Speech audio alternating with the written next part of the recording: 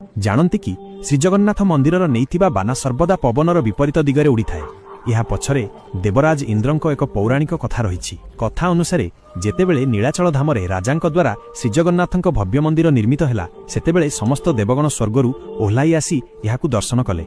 मंदिरटी अति मनोरम होइथिला किंतु एहार शिखर एते उच्च थिला जे मने हेउथिला सते जेमिति एहा आकाशकु भेद करी स्वर्ग पर्यंत पहुंची जिवो। एहा देखि देवराज इंद्र भयभीत होइगले।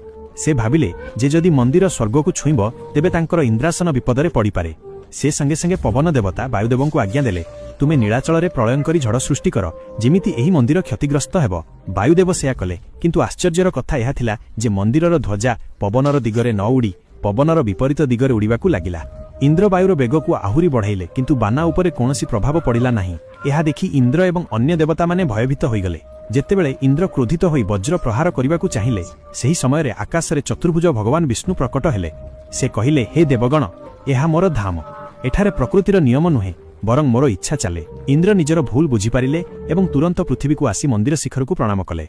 कुहा जाए जे सेही दिनठारु मंदिरर ध्वजा पवनर ओलटा दिगरे उड़ी आसुछि। एहा प्रमाण करे जे जेउठी जगतर नाथ जगन्नाथ अछंती